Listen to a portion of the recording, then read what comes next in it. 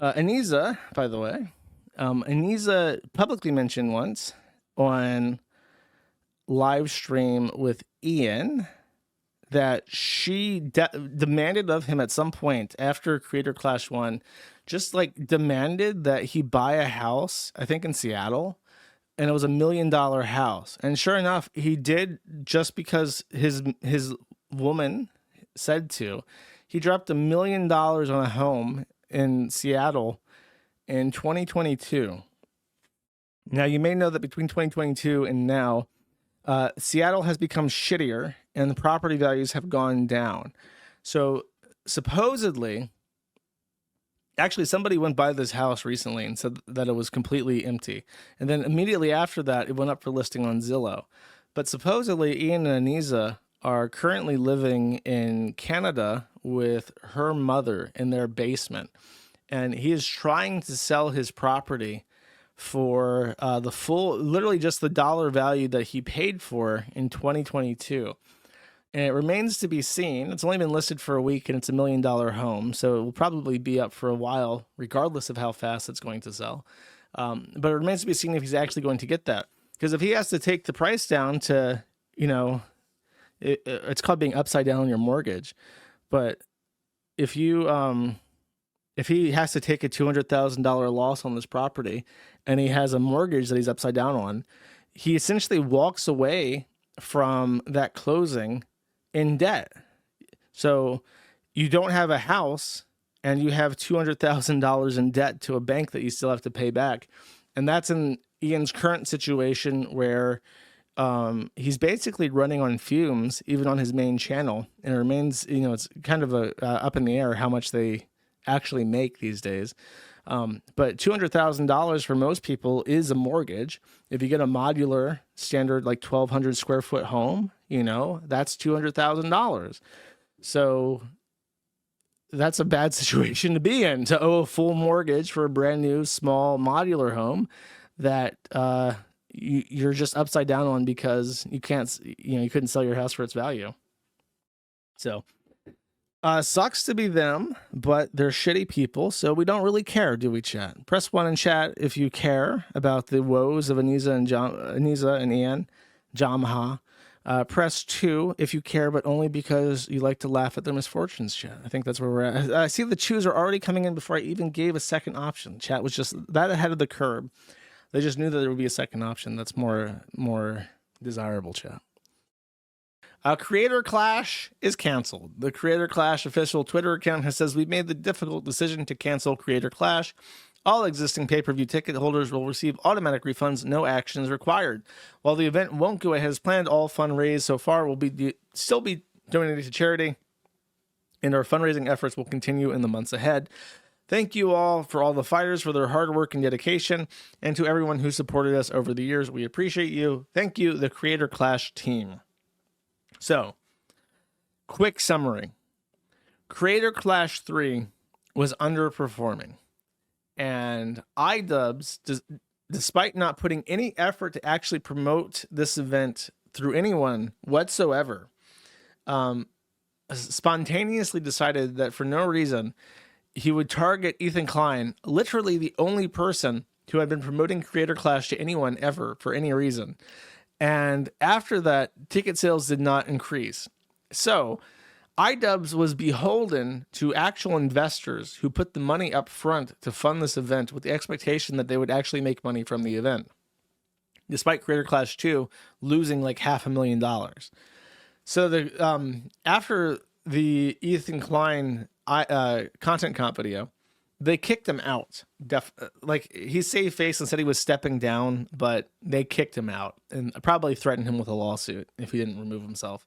So he basically voluntarily, in fact, the fact that he gave up his ownership probably entails that was an out-of-court settlement. Like they said, we're going to sue you for defrauding us and for sabotaging this event and costing us hundreds of thousands of dollars unless you sign this agreement that surrenders the entirety of your share of Creator Clash as an organization to us as reimbursement for the damage that you've done. So they get that share and they start doing the bean counting. And they realize that all their fighters have left and it would be impossible for them to proceed with the event as planned in Tampa, Florida. So they have to push it back and probably relocate it to LA. So they do that, and they say that in LA, at some point in the future, there will be a fight. And then everybody leaves. And now there's like 1 or 2 people left on the card. So they have to start from scratch. They're already X $100,000 in the ground, and they have to take a brand name that is absolutely ruined, permanently and irreversibly associated with Ian and Anisa, which is like brand, and they would have to start from scratch to get this event going. So they realized that it was impossible, that this is a doomed adventure, that there's no reason to continue this bullshit, and they shut it down. That's what happened, basically. I have this video. Nathan is dad, and he was, during Creator Clash 1, one of the most hardcore Anisa and Idubbbz simps. He constantly defended them on Twitter. He ingratiated himself to them during Creator Clash 1. He shit-talked Froggy Fresh. He basically was their slave. And then he was repaid for his diligence. He would be I think he was even the only fighter scheduled to be in all 3 events. So his loyalty was repaid in full by Ian and Anisa completely and totally him over.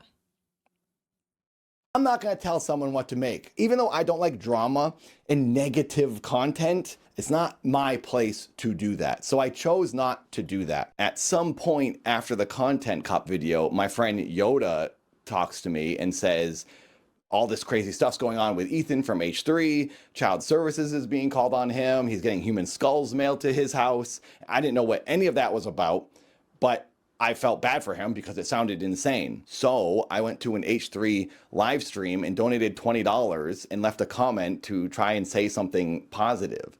I also said I was bummed about the Content Cup video and confused on how to move forward. Now, I'd like to clarify why I did this. I could have just DM'd Ethan on Instagram to say, hey, I hope you're doing well. But I hadn't talked to him in like a year, and I didn't know if he was going to respond to me. Also, I really wanted to publicly say, hey, this video is kind of weird in a simple way. When I said we're all kind of confused by this, I was sharing the sentiment of a few fighters that were genuinely confused as to why Ian and Anisa made this video when we all have an event coming out. So all the fighters had been very quiet and were like afraid to talk about things. So I thought if I made this donation, I could say in a sort of friendly way, hey, yeah, we kind of think this is weird. Hopefully it all blows over. I wasn't trying to insult Ian or Anisa, but I was just addressing the obvious that yes, this is awkward now. I'm sorry. And I felt that was not an unfair thing to do. Then the next day, Anisa texts me a screen grab of my donation, and she says, is this real? Anisa took that as I was supporting her enemy that she has chosen, by the way. Ethan and H3 are not my enemy. So then Anisa makes me feel guilty and bad for what I thought was a nice thing. And she's like, oh, I can't believe you would do that. I'm 44 freaking years old. This is childhood, high school garbage. What the heck are you doing? I was texting Yoda, my friend, about this, and I said, I think I'm gonna walk. I'm not dealing with her. I can't do this right now. I almost quit when she called me because Harley was out. I was talking to Harley. Harley was talking about his frustrations. I was saying, yeah, Anisa just called me. She tells me, this really hurts us that you would say this. Because in the donation, I said, this is really confusing for all of us. I don't know why they put that video out. It hurts you that I said I'm confused why you're ruining the event? What are you talking about? It hurts you more that you put your video out, not me being upset about it. Oh, I burned a building down. Now everyone's complaining, and it really hurts me that everyone's complaining about my fire I caused. What the heck are you talking about?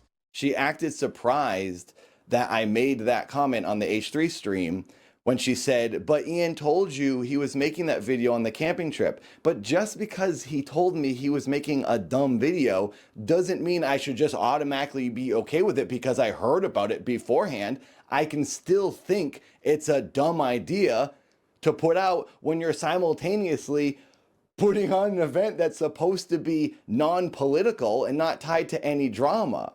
Now at this point, Okay, in case you're curious, 'cause I saw someone spurring in chat. I do not pause my clips every 2 seconds to make comments. I just don't do that. I've never done that. So if I have 2.5 minutes to play, I will play the full 2.5 minutes. I found this very illuminating that Anisa is, from every account, simply the worst person in the entire world, and absolutely everybody despises having to deal with her. That seems to be the common consensus. The only person in the entire world dumb enough to stick by Anisa is Idubbbz. Someone in chat even said, and I like this comment, that he got the toxic girlfriend experience and he wasn't even dating her. And it's like, that's completely true.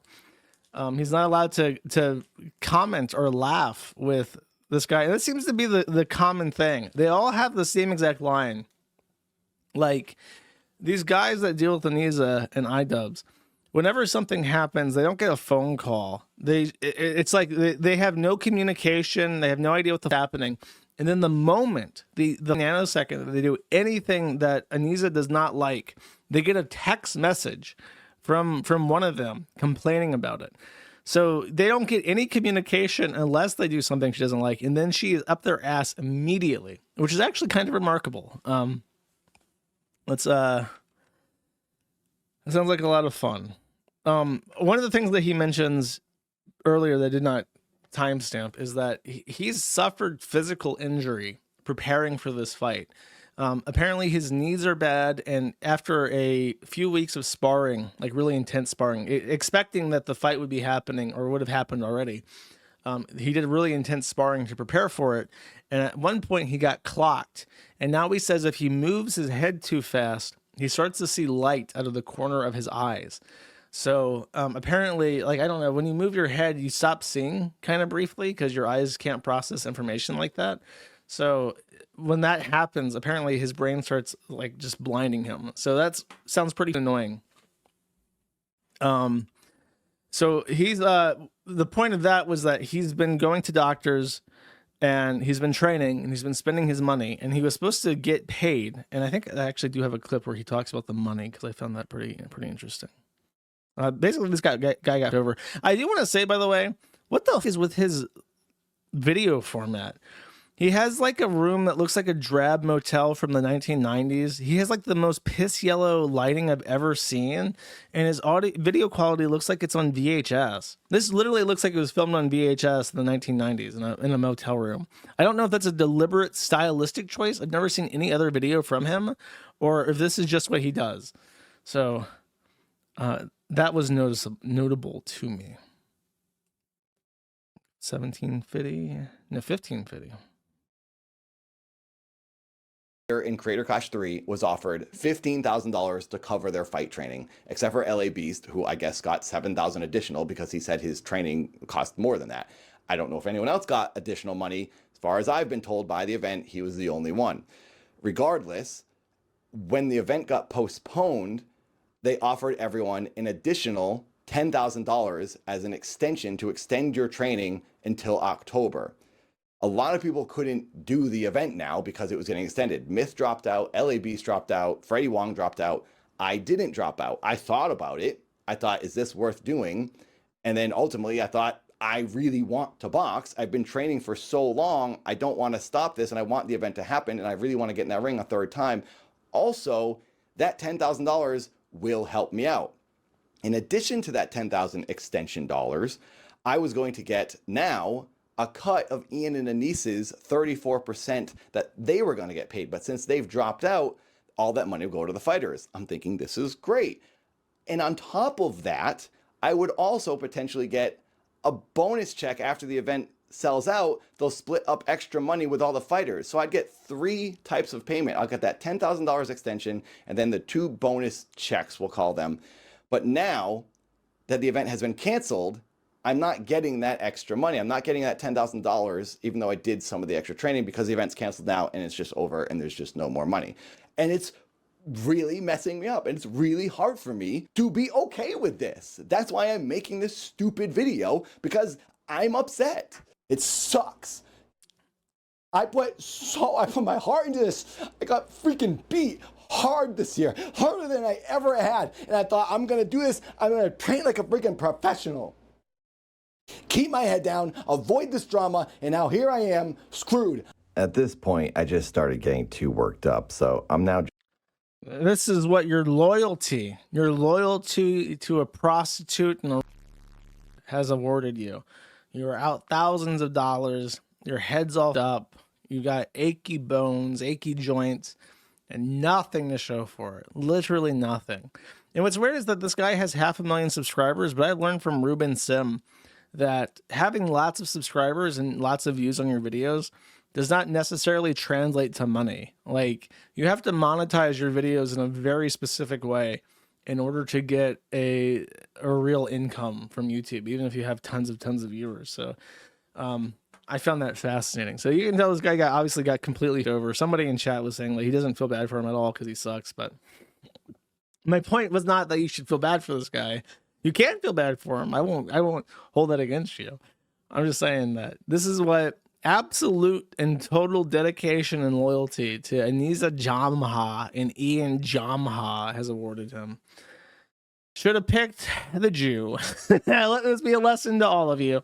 What happened to the fighting coach for snaking on Anisa and Ian?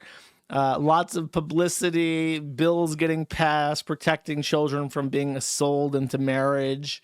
Probably the fun. Oh, he literally got paid $5,000 up front that Ian and Anisa hadn't paid him. And then who knows how much else for boxing instructions. Maybe he got the cosign he needed for his business to start up. This guy, he bet against the Jew. Don't do that. Don't bet against the Jew. Now you're just out money and your head's all up, brother.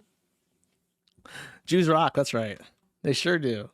Oh, this was Anisa's response, by the way. Okay, I'm just going to come out and clear something up. Ian won't be happy I'm doing this, but I think we need more transparency. But you needed transparency for like the last 3 years for this event. Ticket sales were abysmal before the Content Cop. Promotion wasn't going how we had hoped. Charity wasn't getting the numbers we wanted. We were promised a lot of things. A lot of things did not happen. I take responsibility for trying to do it again. We shouldn't have, but I think we made the best out of the situation. The charity got $225,000, and a lot of that was due to the buzz around Hassan supporting the charity. Charity got money, the fighters got paid, things didn't work out. The Content Cop wasn't some sudden turning point. The interest in Creator Clash 3 was low. So she, number one, lies. The fighters did not get paid. Things did not work out. That is correct. But this also shows that Anisa was the impetus behind the Content Cop, where she was like, husband, Creator Clash is a financial failure. I'll never be a cool kid now. You have to make a Content Cop on H3. Then Idubbbz says, but H3 is the only person supporting our failed business venture. Husband, I want to be cool to Hassan Piker. And so the bullshit Content Cop was made. Really nothing I did not expect, but I'm very happy that I did not have to talk about Ian and Anisa for a while. I hope that they suffer and languish in obscurity because they both are awful, rancid, terrible, tortured people, and their mere existence is a blight on everybody around them.